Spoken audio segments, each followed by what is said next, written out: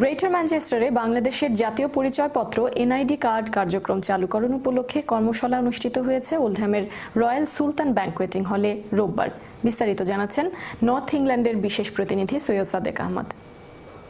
প্রবাসী কল্যাণ পরিষদ ওল্ডহ্যামের আয়োজনে ও ম্যানচেস্টারস্থ বাংলাদেশ সহকারী হাইকমিশনের সহযোগিতায় বৃহত্তর ম্যানচেস্টারে এনআইডি কার্ড কার্যক্রম চালুকরণ উপলক্ষে এক কর্মশালা অনুষ্ঠিত হয় ওল্ডহ্যামের রয়্যাল সুলতান ব্যাংকুয়েটিং হলে। মোহাম্মদ রাজনের সার্বিক তত্ত্বাবধানে অনুষ্ঠিত কর্মশালায় ওল্ডহ্যাম ও পার্শ্ববর্তী বিভিন্ন শহর থেকে বিপুল সংখ্যক প্রবাসী অংশগ্রহণ করেন।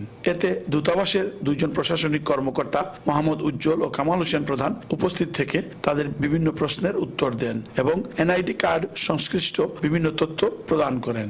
সবাই আগত সকলেই প্রবাসী কল্যাণ পরিষদের এই উদ্যোগের ভূয়সী প্রশংসা করেন এবং এ ধরনের কর্মশালা আরো বেশি করে আয়োজনের অনুরোধ জানান। এতে প্রবাসীরা অনেক উপকৃত হবেন এবং সরকারের গৃহীত বিভিন্ন পদক্ষেপ সম্পর্কে অবহিত হতে পারবেন বলে তারা জানান। তাদের যে কর্মশালায় যে বিভিন্ন প্রশ্ন তারা উত্থাপন করেছেন সেগুলো উত্তরও দিয়েছেন এবং এনআইডি কার্ড করতে গেলে যে বিভিন্ন স্টেপগুলো করতে হয় এগুলা সুন্দরভাবে বুঝতে পেরেছি। আশা করি আমরা এইভাবে যদি অ্যাপ্লাই করি অতি শীঘ্রই আমরা এনআইডি কার্ড পাবো বলে আশা করি।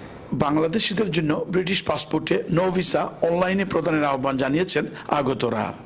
বাংলাদেশ হিসেবে একটা দাবি, আমরা লন্ডন থাকি বা যে কোনো দেশ থেকে আমরা যখন বিভিন্ন দেশও যাই, ইউরোপ কান্ট্রি বা টার্কি যাই, তখন আমরা অনলাইনে ভিসা লাগাইতে পারি পাসপোর্টও। বাট এজ এ বাংলাদেশ আমার এখন অনেক এগিয়ে গেছে।